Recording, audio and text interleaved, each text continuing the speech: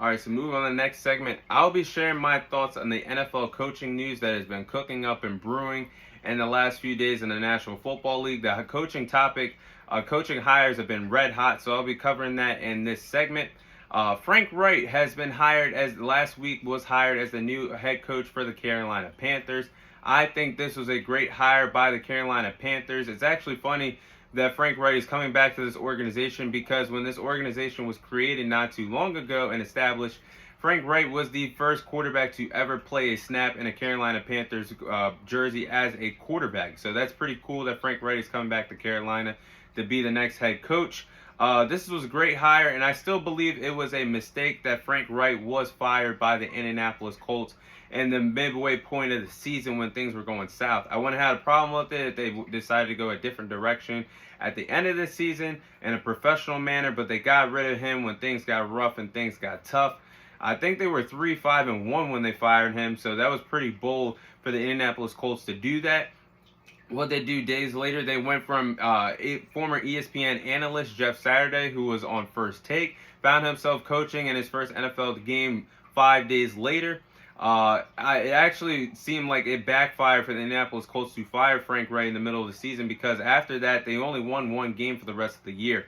So I still believe it was a mistake for them to fire Frank Reich, but he's now in Carolina. Next year, he will be coaching in a pretty bad NFC South division. This division, a lot of teams are trying to get their act together, trying to get things straight for their prospective future. You have the Atlanta Falcons who don't know what's going to be coming next, whether they're still trying to build on that young football team. The New Orleans Saints could immediately be heading into a rebuild as soon as this NFL offseason. And the Tampa Bay Buccaneers just went 8-9 with Tom Brady, could potentially lose him this NFL offseason to another team or to retirement. So this is a bad NFC South division that's up in the air for anybody to win next year, in my opinion. Frank Reich landed himself in a great position. Having the Carolina Panthers have a lot of young pieces, especially on the defensive side of the ball. The front seven's pretty good. They have two key building blocks they're going to have in their rebuild and their quest to become a great team once again. You have cornerback J.C. Horn, who has played outstanding in his first two NFL seasons.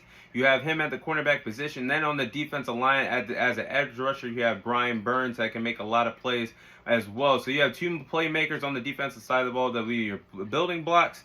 To me, looking at this roster, the only missing piece of the puzzle is a quarterback. Now, this NFL offseason, they have the chance to sign veteran player Jimmy Garoppolo, maybe go after Derek Carr via free agency or a trade that you can make with the Las Vegas Raiders, or you can make a phone call to the San Francisco 49ers and potentially see if Trey Lance is available. I think that'd be a great trade as well. I think Trey Lance, you can get him for under a second round pick or less right now, second round pick or less, but they currently hold the 9th overall pick. I think they're going to go with a quarterback. They haven't drafted a quarterback that molded them into a franchise, that has molded into the franchise guy since they selected Cam Newton years ago in the draft. So I wouldn't be surprised they could take a quarterback 9th overall. But Frank Reich, outstanding hire for the Carolina Panthers. Dan Quinn has announced that he will be staying in Dallas as their defensive coordinator for the next NFL season. That's great news for myself and Dallas Cowboys fans around the world. Dan Quinn will be staying in Dallas for another season. He had a lot of head coaching jobs that could have potentially been available for him. The Denver Broncos were interested in him. The Arizona Cardinals were interested in him. And the Indianapolis Colts were interested in him. I don't think any of those coaching jobs caught his eye. Therefore, he said he wants to stay in Dallas, and has stated he has unfinished business with that defensive unit. He has molded that defense from the ground up, especially when he came up to take over that job. They were historically one of the worst NFL defenses in NFL history. He turned that defense around in just one season, and then this season they were a top 5 or debatably a top 3 defense in the league.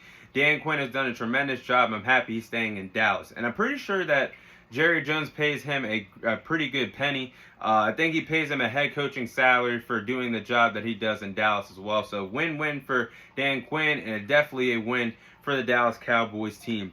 Meanwhile, former offensive coordinator for the Dallas Cowboys, Kellen Moore, and the Dallas Cowboys decided to part ways Sunday evening.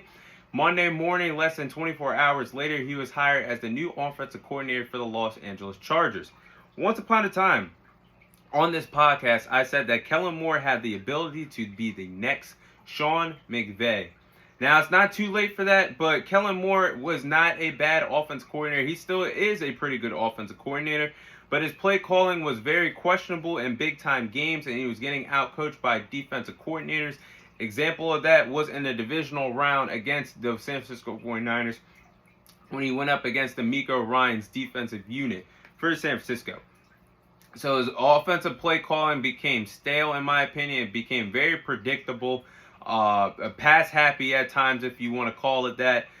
So I think it was a good move for both parties to go ahead and move forward without each other heading into next season. Now, I think this could be a 50-50 hire when they get for the Los Angeles Chargers bringing Kellen Moore. He will be transitioning from play calling for Dak Prescott to now play calling for Justin Herbert. Now, he has a DNA and a history of being pass happy, and if the Los Angeles Chargers find themselves down on the scoreboard 10-0, Austin Ekeler, you will not be carrying the ball and running the ball until they close the gap on that margin. He loves to get pass happy, and if they find themselves down 10-0, especially expect Justin Herbert to drop back and throw the ball over 35, nearly 40 times a game. But it's kind of good news and bad news because now we're going to see what Mike McCarthy is capable of coaching. He'll be taking over as the offensive play caller in Dallas. We're going to find out if Mike McCarthy is still a good head coach, or we're going to find out if he's Jerry Jones' ultimate puppet. Because if you can't play call, there's no reason for you to be on this Dallas team. Mike McCarthy has a lot to prove next year. Kellen Moore, new offensive coordinator for the Chargers. Then you have Eric Bieniemy, offensive coordinator for the Kansas City Chiefs, potentially leaving this NFL offseason. Now, Eric Bieniemy is preparing himself to leave the Kansas City Chiefs to pursue his dreams to be an NFL coach one day. Now, you might ask yourself, why would he leave the Kansas City Chiefs, a team that is heading into the Super Bowl, that has had a lot of offensive success over the past 5-6 years? Well, I'll tell you what. Eric Bieniemy is not the offensive play caller in Kansas City. Those duties are still with Andy Reid and have always been with Andy Reid over the last few years. He's looking at now. Eric Bieniemy is potentially trying to leave so he could showcase his talents as an offensive mastermind, offensive play caller to potentially be an NFL head coach one day. So far, I know that the Washington Commanders, the Baltimore Ravens, and the Indianapolis Colts have a lot of interest in Eric Bieniemy being an offensive coordinator. I think he's had interviews with those three respective franchises so far. But Eric Bieniemy, it could be on the move this year.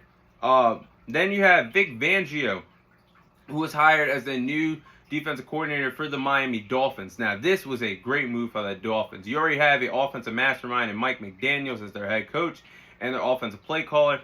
Now you go ahead and work on your defensive side of the ball and hire Vic Fangio, a defensive mastermind, to be the next defensive coordinator for this respective franchise. Vic Fangio signed a 3-year contract with the Miami Dolphins. He's been coaching defense in the league for 33 years, so he has a lot of wisdom coaching, especially on the defensive side of the ball. And he's going to have a lot of talent for him loaded and ready to go for next season, for the off season, for the training camp, so this defense can get where it should be. They have a lot of talent there. Nick Chubb will be there. Jalen Phillips on the defensive line as well will be there. Melvin Ingram on the defensive line will be there as well. Jerome Baker at the linebacker position. Xavier Howard and Byron Jones, two great cornerbacks in this league, is also to his disposal in this defense. Now, great hire for the Miami Dolphins. Then you have D'Amico Ryans, who was just named a few hours ago the new head coach for the Houston Texans. He signed a 6-year deal, and he was a former player for the Houston Texans. Now will be back with the franchise.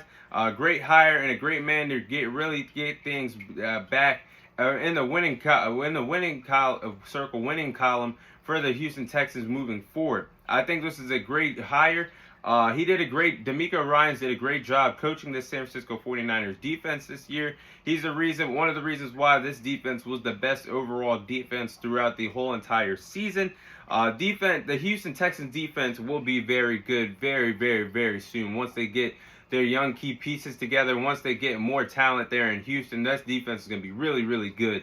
He will have the chance to have his first franchise quarterback this NFL spring when the Houston Texans go ahead and draft a quarterback as well. So great hire for DeMeco Ryans, and he's going to have his quarterback that will be taking over the reins as well for his new chapter in his career.